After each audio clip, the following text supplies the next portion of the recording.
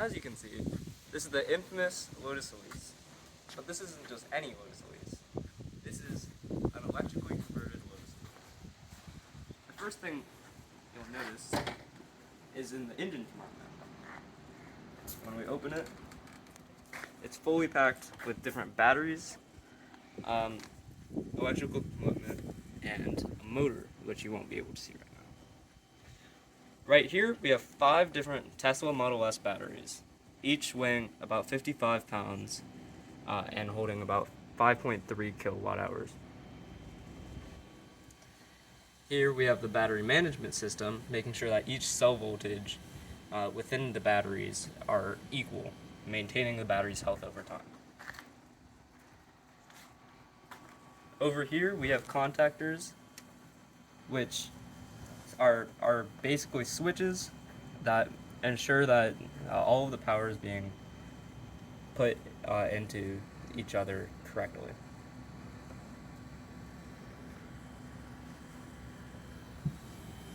Down here, you'll be able to see a motor controller.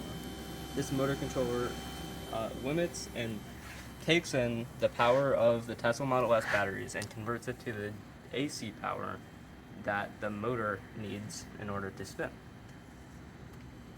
This motor controller is extremely high voltage and can get hot occasionally, which is why we also hooked it up directly into our cooling system. As you can see, these blue lines are the cooling system, and there's a pump connected to it right here.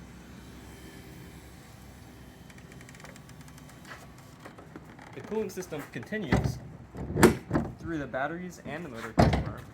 Oh, that was the wrong one. To the front of the car. Here, we can see an overkill radiator because this was the original Lotus's radiator, meaning it was here to cool the entire engine, which is a lot more heat that would be generated than Tesla batteries and a motor controller. We could also see our 12-volt battery, which powers the entire system of inside the car.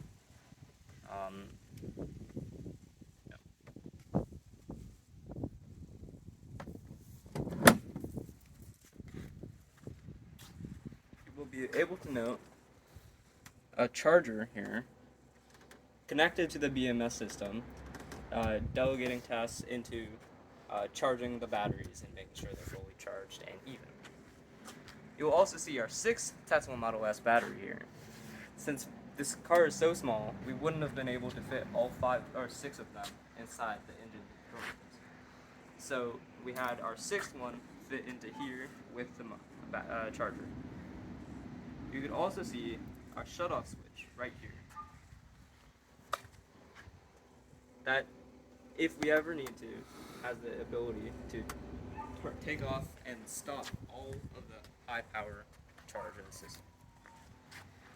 Lastly, we have a J1772 charging port, which is the port that we connect into the wall in order to supply the battery with the power.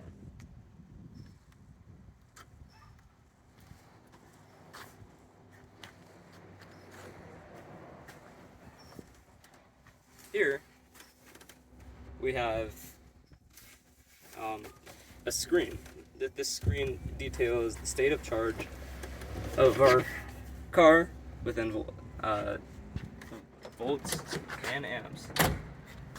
And as we'll see later, it describes the amount of recharge braking that we have as well. We can also see here that it describes the average voltage of each individual cell, which is the one right under the total voltage. These are the voltages of all of the cells that we have. So we can keep track of everything and making sure everything is going well within the battery. Let's take it for a spin.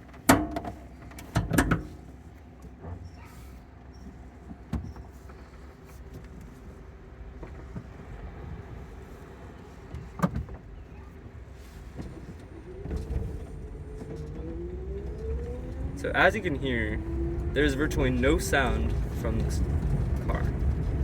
There's no engine sound. You could hear a slight motor one as the motor spins, and you could hear somewhat of a pump behind us.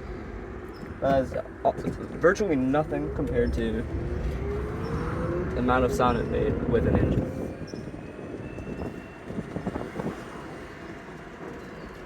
Right here, you'll be able to see the regenerative braking in action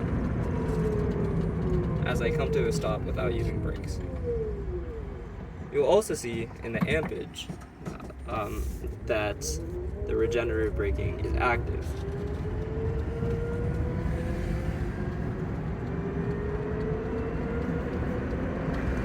Here, I'll show you how simple it is to shift gears between the transmission and the motor.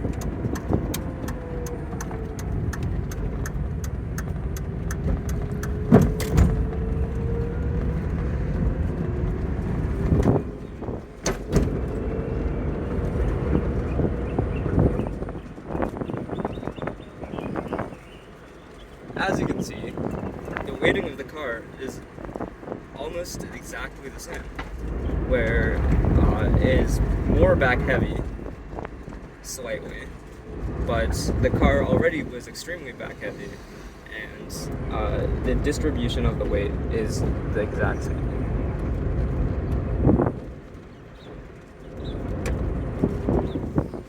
Here again, you'll be able to see the regenerative braking in action.